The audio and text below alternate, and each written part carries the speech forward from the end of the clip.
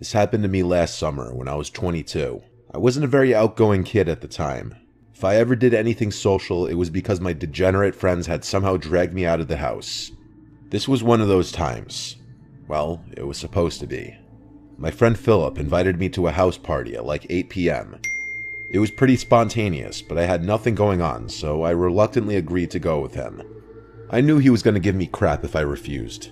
I can't even lie though, the idea of a party, even with strangers, sounded more appealing than being alone.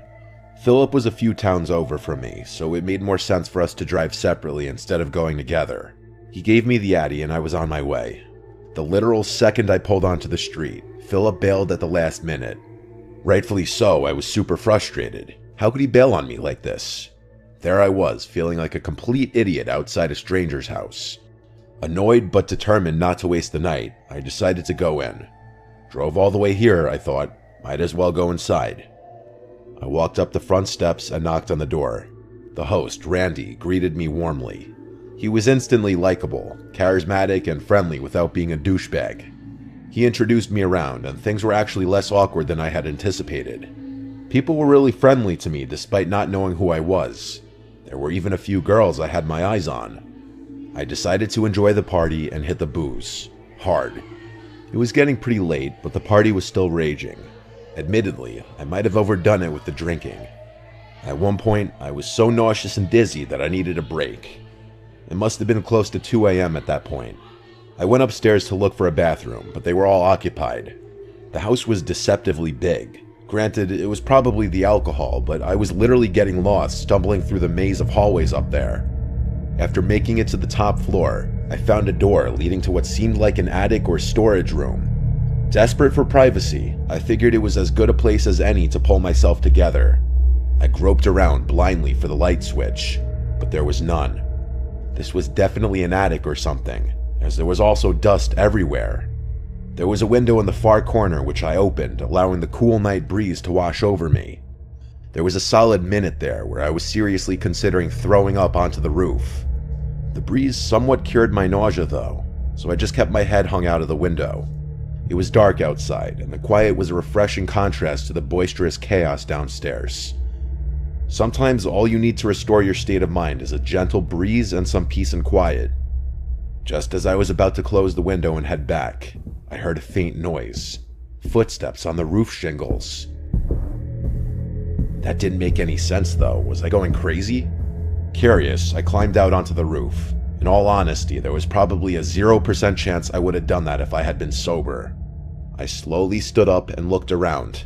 In the moonlight, I saw something terrifying. There were 2 masked figures with bags emerging from another window. It dawned on me. Randy's house was being robbed. I started panicking.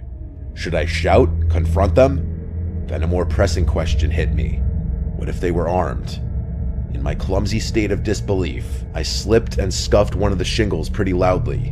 One of the burglars heard it and jolted his head in my direction. Our eyes briefly met, and I froze. He nudged his partner, and the 2 of them quickly started making their way across the roof. Adrenaline surged through me. I couldn't let them get away. Randy had been so welcoming, and I felt a surge of loyalty. I decided to act. I quietly followed the burglars across the roof, keeping a safe distance. They headed towards a sloping part of the roof for an easier escape. As they climbed down, I pulled out my phone to dial 911, but fumbled in my drunken state, dropping it. The phone clattered loudly and the burglars turned sharply. "Who's there?" one of them hissed. Heart pounding, I ducked and scanned my surroundings, spotting a loose roof shingle. Without thinking, I grabbed it and hurled it towards them. It missed, but the noise startled them, causing one to lose his footing. He tumbled down the roof, crashing into the gutter before falling to the ground. The other burglar, now panicked, leaped to a neighboring tree and scrambled down. I rushed to the edge of the roof and saw the fallen burglar, groaning on the ground. I needed to alert everyone. As I turned to head back, I heard sirens. Someone else must have called the cops. I stumbled back into the attic room and made my way downstairs, trying to appear calm.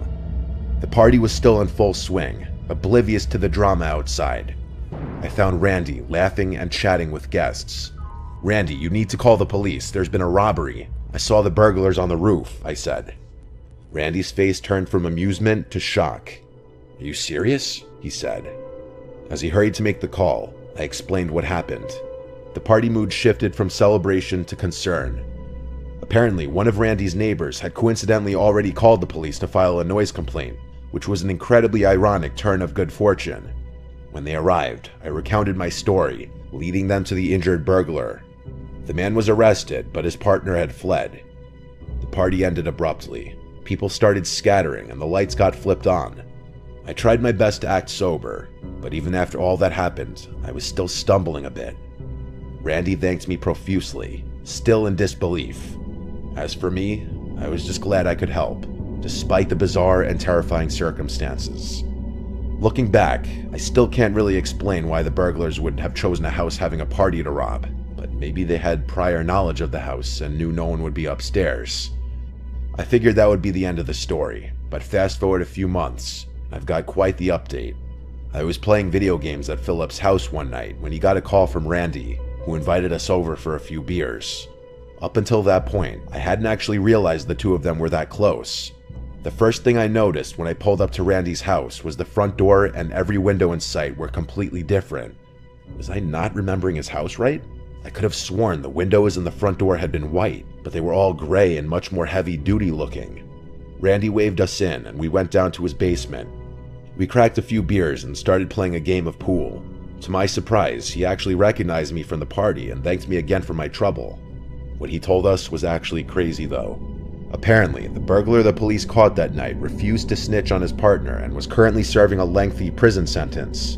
The police hadn't been able to get any leads into catching the other guy though. Randy told us that not even a week after the incident happened, his family started receiving threatening letters from an unknown sender, some of which included pictures of Randy and his family members. Obviously, they reported these occurrences, but the police had no real leads. A month after that, Randy's mom noticed a suspicious vehicle circling the house at like 1 a.m. And a few days later, Randy's dad claimed that things in their backyard had been gone through and moved around. In response, Randy's dad upped their home security a degree and even went as far as to replace and reinforce all their doors and windows. I was shocked. This was still an ongoing issue for Randy, and I had no idea how serious a situation like this could get. Summer's fast approaching, and I'm sure I'll have another update when I see Randy again.